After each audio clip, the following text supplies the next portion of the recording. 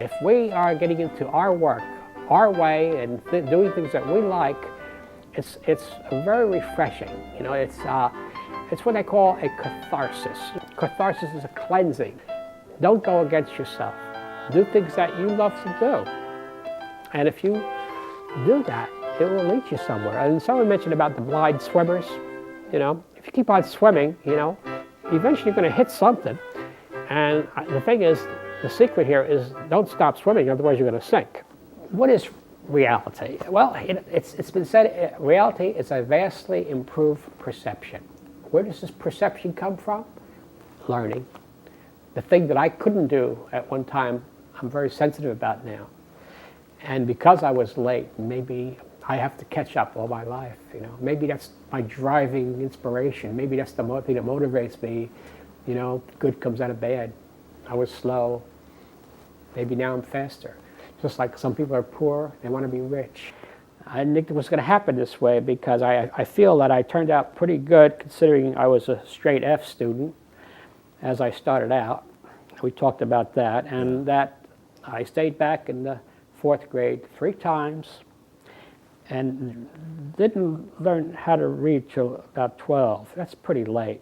So I don't know what happened to me. I think I can only say that I was brought up across the street from West Side Playground, where I've got hit on the head many times from being involved with, you know, hitting with swings. I got hit by a baseball bat at a very young age. Maybe it did brain damage to me. So anyway, it turned out that I didn't do well in school, but it didn't bother me. Everyone else was worried about me, but it didn't bother me because I found out at a young age, when I stayed back in these classes, that they had a couple of experimental teachers come in. I don't know if I told you about that, but I feel I can share that story with you. And these experimental teachers came in after I stayed back 3 times, and not too much hope for me.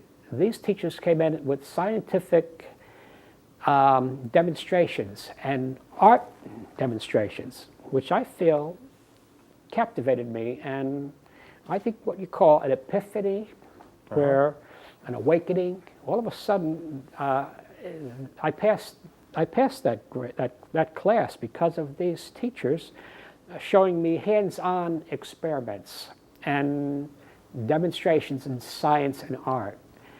Now, that told me at an early age that I was visual. I was a visual learner, and I've since then learned that if you have problems learning, or you know, they talk about those labels, attention deficit, ADD. They pinned all that stuff on me. They called it something else back then. They said it was, dyslexia. They said it was learning disability, slow. You know, I didn't listen to any of that. What do you think about labels, Robert? Well, that's what I'm trying to get at is that those labels, some people were affected by it, and it was disturbing. But because of these teachers that gave us these demonstrations, I realized my learning style was visual. And I did always excelled in the arts, even at a very young age, in the crafts and the arts and building things.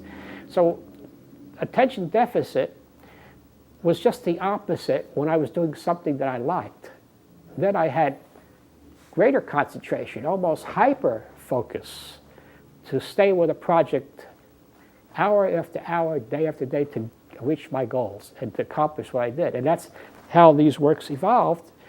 And of course, I have to say my mother was the making of me because she exposed me to the arts because she was a painter herself. And because we only lived 10 minutes from Manhattan, we were able to see the great museums and all the great artworks of the world, and we went there at Coney Island and all those kind of places.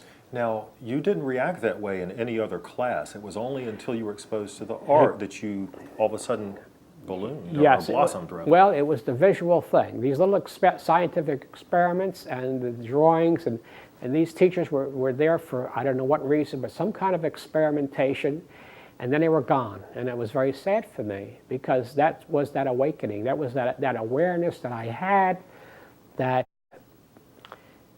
I knew at that point that I had a destiny and that I had to go my own way. And my mentors were going to be people like that. They were two female teachers, by the way. And so I was influenced more by the gentleness of my mom and these women who were able to, I guess, talk nicely to me. Not down to me or up to me, but you talked with me and to me. And that was important to me.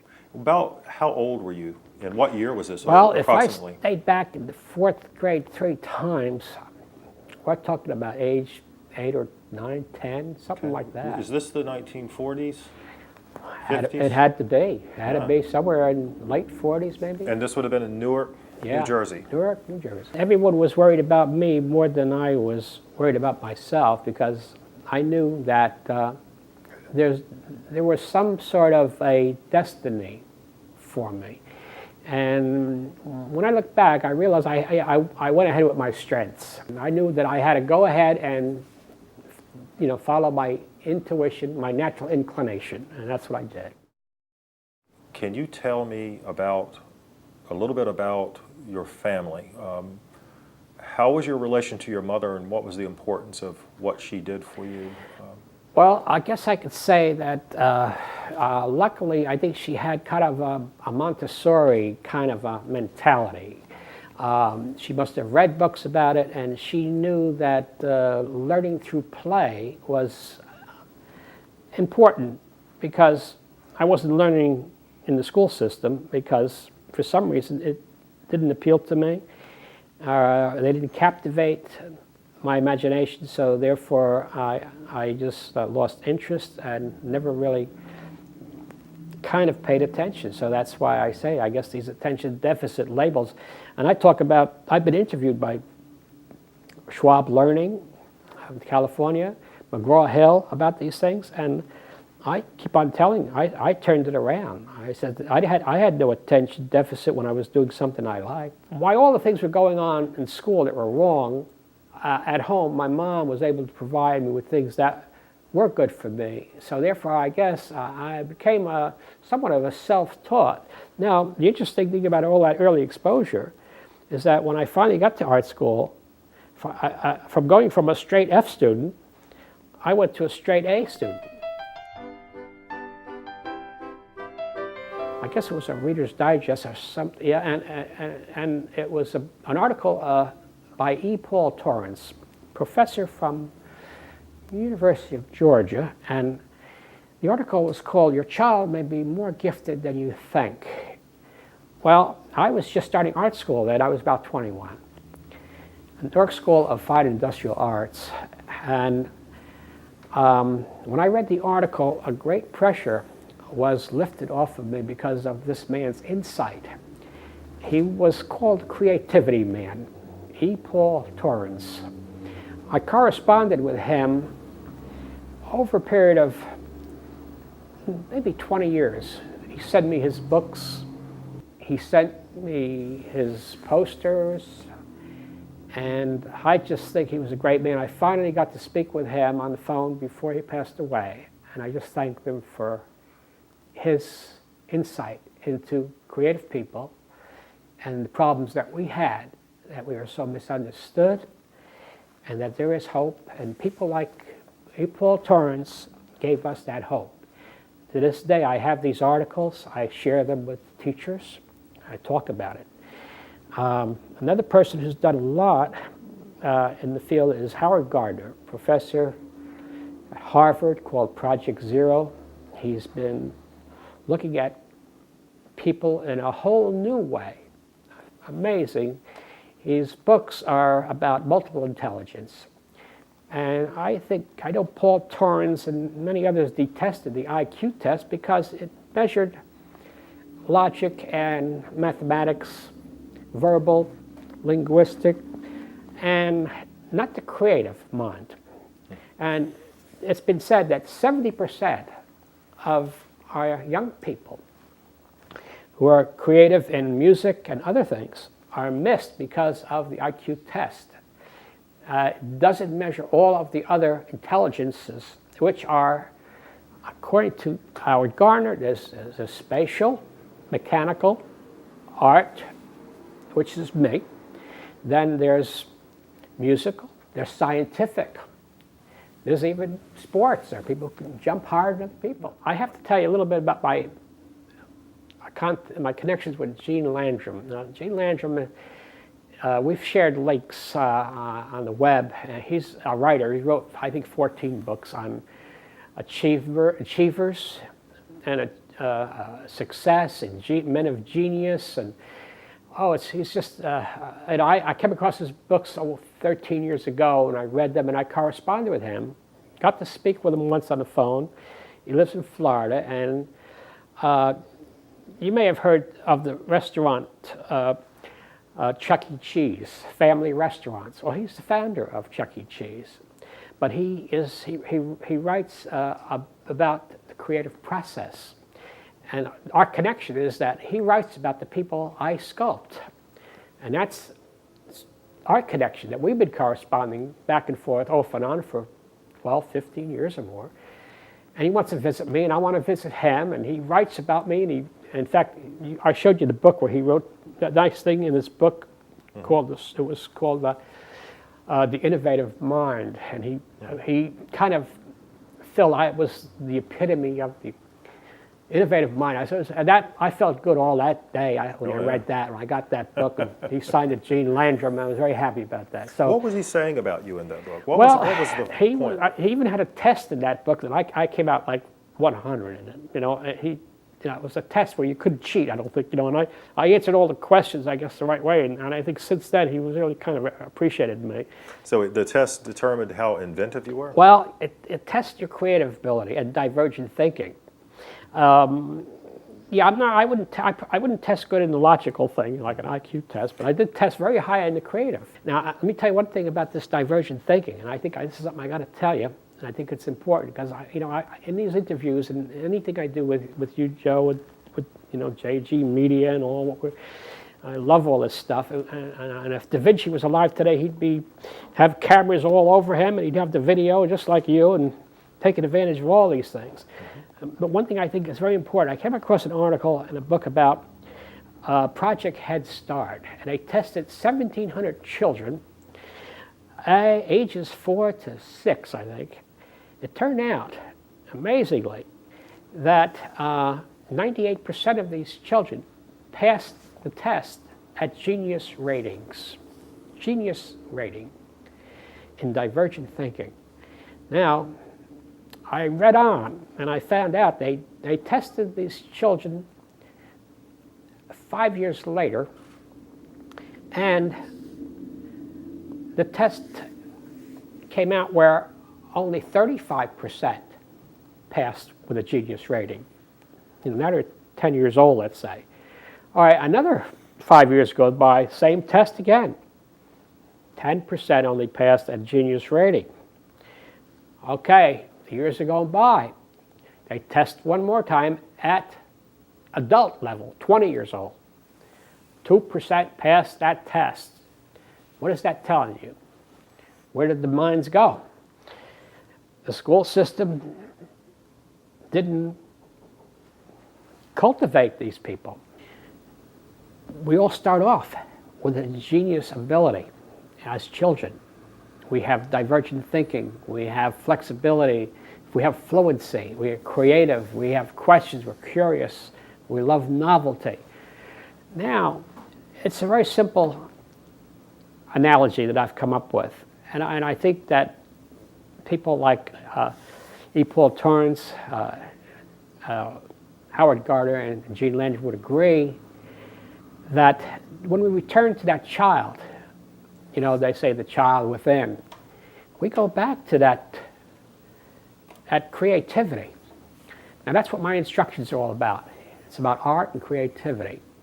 And it's about the cultivation of the individual. And so I won the class vote in sculpture out of 2 classes with a sculpture of Francis Scott Key. Then the last year before graduation of New York School of Fine Arts, I landed a job designing for industry which a company called Congolium Nairn, or Congolium Industry, and it was designing floor covering. And so I joined the staff of 20 designers, and I was only 25 years old at the time. I still had a year of school going, and I continued that, and I continued another year after that. So I had 5 years, and I finally graduated, but I graduated with high honors. And so straight A student, coloring design, they gave me an A+. They said that was the highest mark that it was ever given in the school. You know, but to me it was child's play because I just loved it. See, it was that early preparation that enabled me to fluently excel at the New York School of Fine Arts. And years went by very quickly. And I stayed with Congolium for 7 years.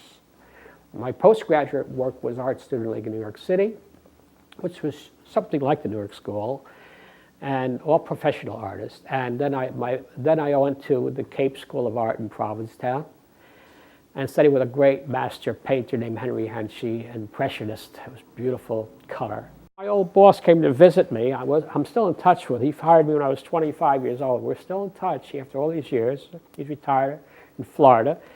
And he came to visit me, and I says, you know, there it is. He says, yeah. So I took him to the gallery, and he saw the design, and he knew that I was productive. And I always say that Harry was kind of discovered me. Mm-hmm. And we've been in touch, and he calls me.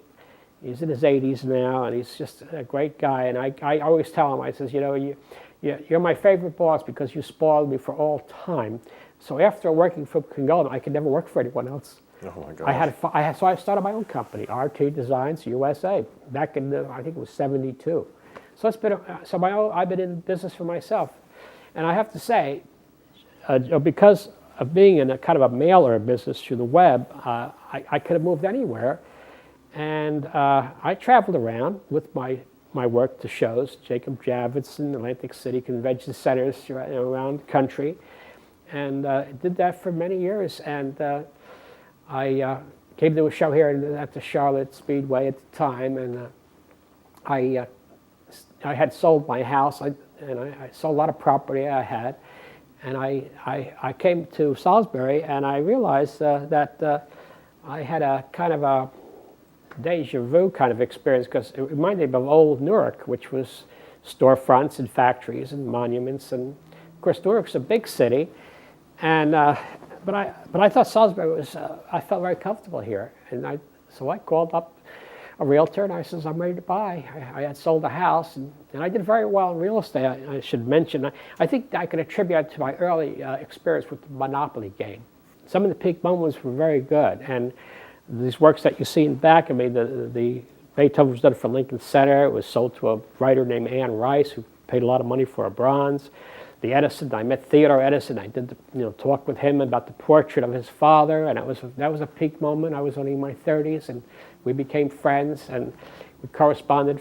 I have notes from him, and we corresponded for quite a long time. He helped me get the sculpture in the Edison Historic Site Museum in West Orange, and it sold all over the world through the brochures that these scientists would pick up, and these chemists, and I was so happy that Theodore helped me like that. And then the Einstein was purchased by the Einstein College of Medicine, which of course the college was named after him in his honor, and he on a newsreel he mentioned how he was so happy that they named the college after him. And here I'm selling these sculptures of him to that college in Brooklyn. When I went to Channel 8 at the Philadelphia Cable to do a show one morning, the phones were ringing because I guess they heard about me announce this in the newspaper. And what happened was the director of the station calls me in. He says, "What's this all about?" He was a little upset. He says, "The phones are ringing. We don't know what to say to these people. We don't know how to answer them." And I said, "What is this stress therapy art?" I said, "Well, whenever you go to a movie, whenever you talk with a friend, read a good book," I says, "isn't that a form of therapy?" Well, art is a therapy that we give ourselves. We get into a subject that we love, and we're transported by that. That is therapeutic. It's relaxing. It takes you somewhere else. Maybe we need that. You know, we need that departure from the ordinary. You know, why live an ordinary life when you don't have to? We can get into these things. We can create. We can be transported. We can maximize our potential. We can develop our skills. What I liked about art is it always gave me more return than just money. Money is important. Maybe that's where those left-brainers come from. Only money is important. What about fun? What about exploration? To me, art gave me money. It gave me knowledge. It cultivated my skills. It expanded my consciousness. So my reality has been expanded through the arts. And so I have to say, I am an advocate of art, and I will continue to go out there and promote the people who have inspired me. In fact, I live for those who inspire others. And if I can be one of them, I'll feel fulfilled. Did your mother get to see you excel and blossom like this? Yes, I'm very happy to say that, Joel. And I'll tell you another thing. I feel, I've said this to many children. I would say to them, do you know what the most important thing you can do with your life? And they says, well, no. And I says, well, I'm going to tell you, it's to make your mom and dad proud, because you'll take that with you for the rest of your life. And if I could pass that on, if I could be emphatic about that in some way to get that message across, that is valuable information that they take with them. And you'll never feel sorry for, for giving it their best shot, which I did. I never made of course, my mom cried over me because of my dad's schooling, but that wasn't intentional. Maybe it was the hits on the head. I don't know. I was in a fog during most of my childhood. I have no idea what happened. But I do say, luckily, there was maybe some good genetic things on my side. My father was a carpenter, a very good carpenter, and he came from a family of carpenters, his father and his two brothers. And I must say, geometry was in my favor because of that. He could look at an angle and cut it and fit it. And I could do that, and I used to tell my father, it's all about angles, the face, how to compose a portrait, how to do a three-dimensional or work with a flat surface and create the illusions. All these things are sometimes genetic, but then you gotta cultivate these. My first check from Congolia was 3 times more than my father made. My mother says, "Yeah, what do you think of that for a hobby?" She held up a check. Well, my father had an attitude towards designing and art then, and I didn't listen to anybody. I had to, follow my intuition, and I believe, your natural inclination will lead you to your destiny, and I am proof of that. And all the people that I've done, you talked about the masters and why I like them. I like them for a very simple reason. They're all proven people. They don't lead you here and there with a philosophy, and you join clubs and groups. I mean, it's all right. Everybody to each his own, But I think the cultivation of the individual is important, because look at what these masters have given us, the inventions. There's also, we forgot to mention, there's famous females that I've done. One of my favorite writers, Ayn Rand, who talked a lot about the individual. And it was, of course, then there was Maria Montessori. I sold that piece to the Montessori Worldwide Organization. It's a plaque and a three-dimensional piece that you can see on my web. Did I mention George O'Keeffe? George O'Keeffe, artist, great artist, and always loved her work. Large flowers, beautiful work. And also did Florence Nightingale. And I'm thinking right now of Amelia Earhart, because I'm working with the Smithsonian. I thought it'd be very good for the Aviation Museum. Jackie Torrance, yes, I did a tribute for her a few years back. She was a great storyteller. And another inspiration to me is how she engaged us in her stories, and not original stories, as well as stories that were quoted that she remembered from her childhood. And she really had a great insight. Do you think a lot of people are trapped and maybe couldn't get out or recreate themselves like you have? Yeah, I believe so. I think that I have to say, someone interviewed me once before, and I said I was one who flew over the cuckoo's nest. And Meaning you got free. I'm free, and I think, I have to say that that natural inclination has led me to my destiny, which is one of my quotes, and I keep on repeating it because that's the way to go. Because if you're free to cultivate yourself, it will lead you to something interesting. And if you don't follow your dream, then you'll never have a dream come true.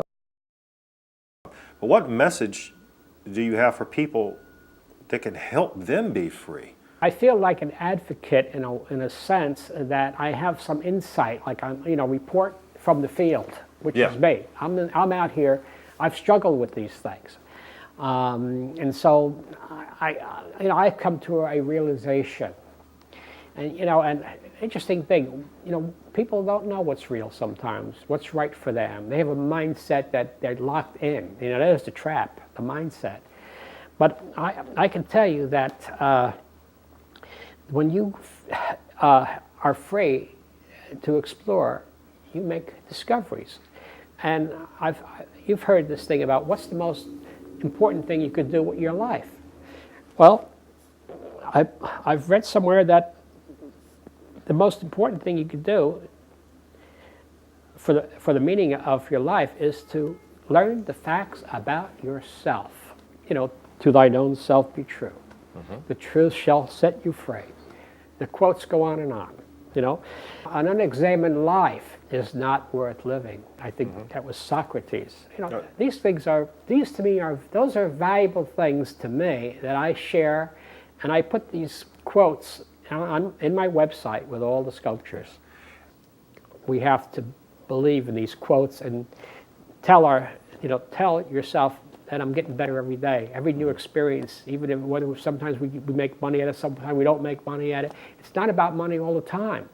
And even these conversations that we get so serious about, does art always have to be so serious all the time? Mm-hmm. We should have fun. When I was a designer, we had fun. We threw paints there. Some days we just drink coffee all day. Some days I just take off and go to a museum. I said I have to take a field trip there. I was still getting paid for it. The main thing about that job was they didn't care if we were there or not, as long as we came out with concepts that went into production. Mm-hmm. So I could kind of come and go as I want. I'd come in late, I'd come in early, stay, take off, I'd call in, I'm coming in today. Well, what's wrong? I said, nothing's wrong. I'm going to a museum for inspiration. I need a change of pace. Yeah. And then I left the company for a while, and then I came back. And I left for a year and came back to the company. The job was still waiting for me. I think if you are proven, like we talked about, you can't argue with success. Right. You're proven, anybody will want you. Like I said, if Da Vinci was alive today, he'd be here doing the same thing. He'd be taking advantage of all this stuff, the technology, the digital camera, and Julie here taking pictures. All these things are valuable things for us to use. Take your life into your hands and use it. This is the quote that I like about, genius is just there waiting for us to tap into it. And every individual, all we have to do is go back to that child again, that child within, and start playing with the things that you love most. I tell people, when it comes to my art class, well, what do you want to do? And I say, what do you like?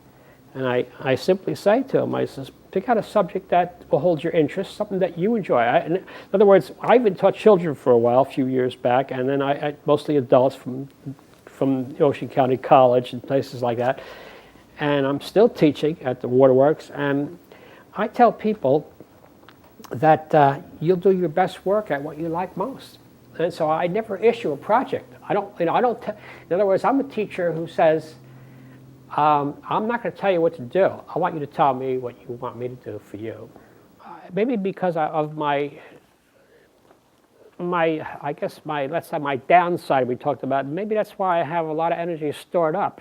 Like people come to me and say, I can't draw a straight line. I can't do this. I can't do that. I says, that means you have a lot stored up. And you join my art class, it's all going to come out. You see, so these are older people and who think they don't have anything going for them, and they says, well, I can't draw a straight line. I said, well, you came to the right place. We don't draw straight lines. We're into mass drawing. Mass drawing is something else. And this is something I'd like to explain more, if I could. And this mass drawing, I don't know, I guess I could show you a few illustrations from my book here, if you want to. There we are. Is that good, Joe? There we are. This is my old house that I had, but it was a great old house. But the mass, let me go back to the first page here. And I could illustrate this sometimes and talk about this. The mass is basically, the mass starts off like this. That's the mass of anything. Does that look okay? The mass is the silhouette of something. It's the shape of a thing. Now, I start off by explaining this, that everybody is shape conscious. Now, I prove that by saying if you saw your friend walking down the street, let's say a block away from you, and you don't see his face or her face, you say, hey, but you know who it is. Why do we know that? We know them by their shape. And so that's also, hey, Joe, hey, we know who it is by their shape. So we are shape conscious. So my introduction to mass drawing is to start off with a silhouette, a shape of a thing, not an outline. Because we don't look at people or animals or anything, or trees. There's no outlines. Yet we were all introduced to art as children with lines, crayons and lines. There are no lines necessarily. Unless you want to do mechanical drawing, it's a different thing. And I've done that too, renderings and things for architects. But the mass is the important thing, and that if you have a foundation to build on, and once you have that mass, you have the shape of something, then you can work into the mass the other stages. My experience with attention deficit kids was very interesting. Teachers would send them to me, and I would always call the teacher and thank them, because these teachers had trouble with these children. They were either gifted or attention deficit, which I almost think is one and the same, because attention deficit means that teachers didn't get through them with things that are of interest to them. When I came into my class, I never had a problem. So I think maybe the best thing you could give, the best thing you could do for an attention deficit student is give them an attention deficit teacher. I have to say, I have to exploit my own ability to teach this way if it means that I can make breakthroughs with these kids. And I prove it when I do this. And I've done this a number of times for a number of schools, Piedmont School in North Carolina, and that was a nice group there. I think maybe my story may have some impact, I don't know. Maybe they could use me, just like the interviews with Charles Schwab and Learning and about McGraw-Hill and a number of other people interview, because I think what they like is my story because I turned it around. And interesting thing about that, some more quotes I have in mind about